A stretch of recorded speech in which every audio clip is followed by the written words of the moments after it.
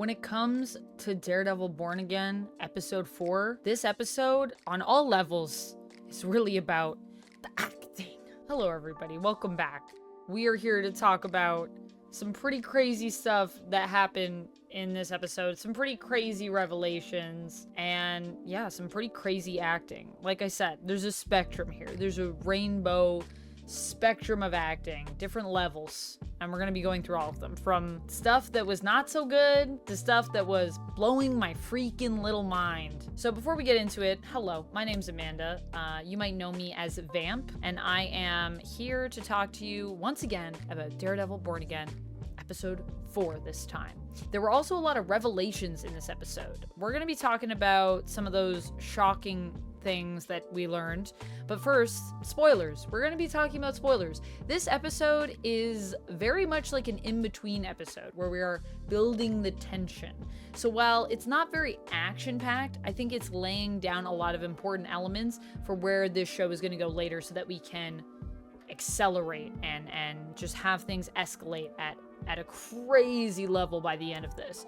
Basically, what's going on in this episode? Well, the Fisks, Wilson and Vanessa, are doing more therapy. Fisk is also dealing with the fact that he's a mayor and he's got to go through all the proper measures, which seems to be annoying him a lot. Turning over a new leaf, it's not that easy, is it, Wilson? He also deals with kind of a scandal in his campaign thanks to Daniel.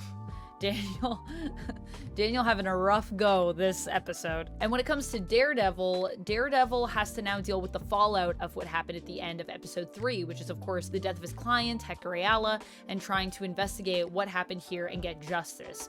He also has to deal with, of course, being a lawyer and taking on new cases with some people that are kind of difficult and are testing his patience.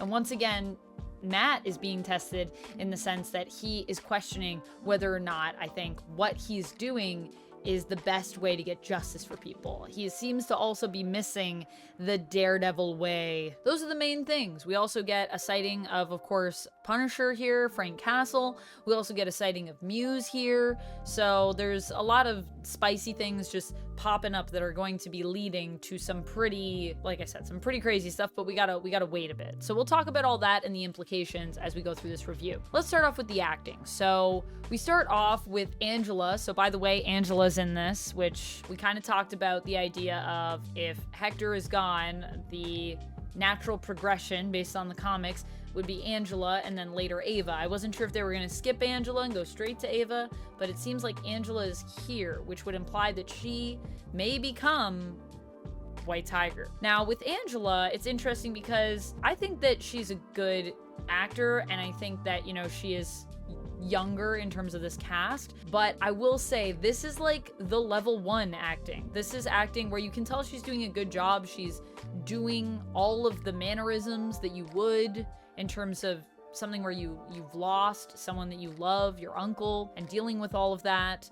But there's not an emotional connection that I felt to this performance. And I think that has to do with the fact that it's more like she's acting like how you would feel if you were upset as opposed to really feeling it. The next level of acting that we get is, of course, with Daredevil's client that he just gets, who is in a bit of trouble because he basically stole some caramel corn, I think, but also because he has a huge rap sheet. And he talks about this whole idea of the system preventing him from basically getting out of the system. The idea of being imprisoned, being held for a few days before he can actually get out of a cell. And because of that, missing appointments that allows him to get actual support that he needs to eat, and having to eat out of dumpsters. This was very emotional, and I felt like this was very well done. But once again, this is something where I could kind of feel what he was going through, but I wasn't emotionally moved, you know, by it. Like, I could see it and I could feel it, but I wasn't really in it. And then we have the top tier acting. This, of course, is Charlie Cox and Jon Bernthal scene. And it is so freaking good to see these two on screen again. Oh my goodness, I was losing it. It's because these are two people that aren't acting. They just are. They are being these characters. They are fully embodying them. And it is because of that that you feel the emotion. It runs through you, it courses through you. For me, it was a very emotional scene when Frank points out that Foggy is, in essence, the reason that Matt is so upset because of that injustice in terms of what happened to Foggy, but that Matt can't confront it. Matt can't confront the fact that he wants to wear that suit again and he wants to punish the people that did this to Foggy. He's like in denial, and Frank's just point blank calling him out, and how Matt just crumples when he's called out about it and says that Foggy was the best of them and that neither Frank or him will ever measure up to Foggy and how good he was. Heartbreaking. And then when Frank says that he gets it because he says, I understand that you're probably hearing a voice in your head that's Foggy's voice, and I get it because I hear my son's voice in my head saying, go get him, Dad, like go get him. And I'm just like, this is a lot.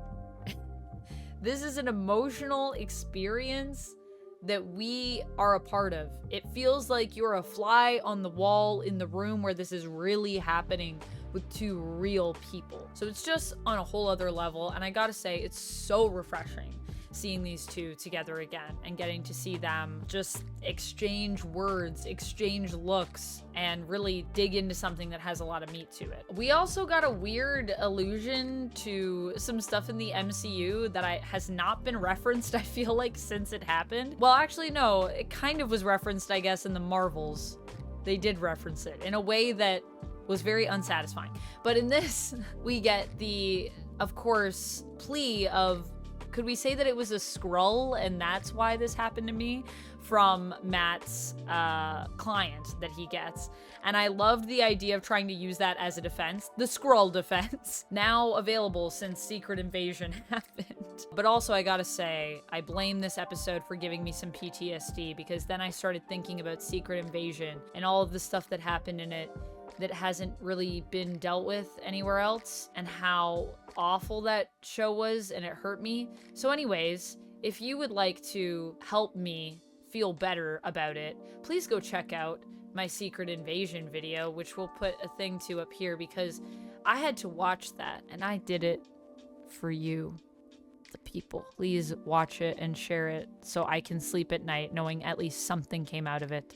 At least someone was entertained by my pain. There are some things, though, in this episode. Well, of course, the acting is a whole evolution, and it feels really good, and we get these cool callbacks, and we get Jon Bernthal, so how can I really be upset? There are some things that are not as well done as I would like, in terms of, we get another therapy scene, but this time, it feels more like a therapy scene to get to a certain plot point, which is to talk about Fisk's inability to forgive. And Vanessa is just jumping through some therapy hoops in this scene. She's asked about, you know, what kind of drew her to Adam and this affair, and she immediately starts talking about how her dad left her mom and treated her terribly, and how her mom kind of just had to deal with it, and Vanessa always resented her mom for that, which is all this childhood trauma alert. But it's also crazy because usually with something like this, it would take you a while to get to that. So I don't know if Vanessa's been through therapy before, but I'm just gonna assume she's been through therapy before, because otherwise these are revelations that I just feel like you wouldn't get to as soon as you start talking about infidelity. There's a lot of steps that we just jumped, I think, in therapy. And I say this as a person that's been in therapy. Other than the convenience of that a little bit, there is also the convenience of that bottle that just happened to be where Daredevil needed it to be, and then Matt was able to roll it down the hill and find the drain where the casing was, and now he has the casing. Perfect. Now, granted, the way that they showcase him using his powers here, I thought that was really cool, and that was well done. And I understand they only have so much time in this television show to get through this point. So it's not a big thing, it's a nitpick, but that bottle was sure conveniently there, wasn't it? Although I guess in New York, you know, you'd find all kinds of garbage probably on the street that people just left. It's a city, and you know, that is a thing that happens. Could there be a small little bottle of liquor on the ground empty? Sure. I'm also wondering what's gonna end up happening with Daniel and honestly also Sheila after this episode, but mostly Daniel. Daniel has obviously been in Fisk's corner the whole time, but he really messed up here by mentioning to BB his excitement on this new recycling program, and then BB spun that obviously in a negative light, and that is where the bad press came for Fisk, which made him really upset. However, Daniel basically apologizes, says he accepts that he's fired, but it doesn't matter that he's fired because he believes in Mayor Fisk so much, he's just going to do everything in his power to defend him. Even when he's gone, he'll never stop believing in him, he'll never stop fighting for him, and it's because of this that Fisk decides to not fire him and keep him on, because he appreciates his loyalty. However, if Daniel messes up again, I wonder how bad that'll be for Daniel. And I just feel like Fisk is being pushed to a breaking point here that is becoming more and more evident as this show continues. And of course, the thing that some of you were guessing, the whole Knuckles seems like it could be that Adam has been the punching bag, as some of you surmised from what we've seen so far. We obviously see Adam in a cell at the end of this episode, and it's revealed that Fisk has been keeping Adam prisoner. However, he did keep his promise. Adam is still alive. He's not dead yet. Is he starving in a cell? Probably. Is he being used as a punching bag? Probably. What I really love about this, though, is that it's also intercut at the same time with Matt on the rooftop practicing his Daredevil fighting skills, and also before that he goes to check out all his masks, which thank goodness we finally get to see the masks. Yes. But clearly Matt is also being tempted to return to Daredevil as he's dealing with a lot of pressures in his life and a lot of frustration. What happened to Hector? The fact that no one cares about that. The fact that the system is clearly broken, and once again, no one seems to really care about that or want to change it that much. Foggy's death is wearing him down. The fear, I think, of losing Heather. I think he has this great thing, and I think he is afraid of what'll happen. And the part where he said to her, "I can't imagine my life without you now," I'm like, oh no. Matt, you haven't read the comics. You don't know how that goes down. And I think here, in some ways, it might be better what happens to Heather Glenn, but in other ways it might be worse, because we got Muse on the prowl. Also, Muse appears in this episode, all done up in the suit, and I gotta say, Muse looks so freaking good. We see Muse down in the underground. We see him getting people, taking their blood out, and if you're wondering what that's about, Muse is about to make some art. And that is his paint. That is something that happens in the comics. So I guess, I mean, that's a spoiler. I feel like I've talked about Muse a bit before on here, but yeah. And it's only gonna get worse. It's gonna get more horrifying.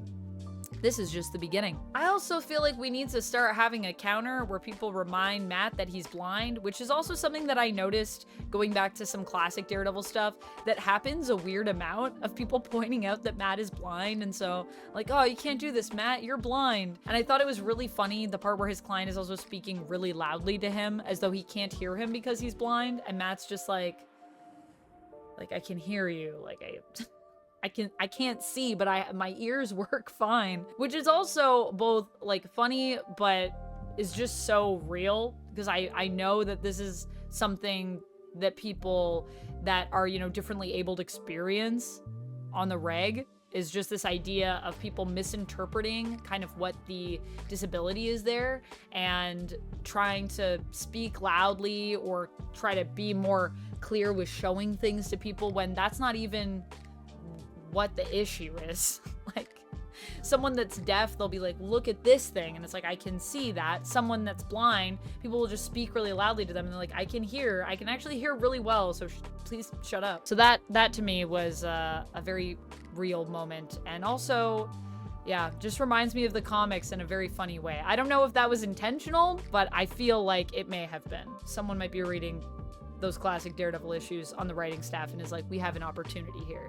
So maybe we should get a counter, and I should go back through and see where we're at with this. It's got to be at least a few times already in this show that that's happened, though. People have pointed out the fact that Matt is blind to him. Yes, he is aware. He knows he's blind. Overall, I like this episode, but I gotta say, I didn't like it as much as the other episodes. But I think I would still give it a 4 out of 5, because even though there was stuff that just wasn't, like, necessarily top tier, not all of it was top tier, that scene with Charlie Cox and Jon Bernthal really just, I'm sorry, but that in and of itself almost makes me want to give it a 5 out of 5, because that's how good the scene is. but there are some things that are convenient that I just think could have been approached a little bit better. So I think I gotta give it a 4 out of 5 for this one. That's my thoughts. I hope you enjoyed this review. Thank you so much for watching, and let me know what your thoughts are so far on the show. Also, if you've missed it, I've been also going through some of the older MCU films and rewatching them and reviewing them with my elven eyes, seeing clearly, or trying to see as clearly as I can through the rose-tinted glasses of the time when these were released. So you can check that out here. I'll see you next time, and until then, friends, stay nerdy. Bye!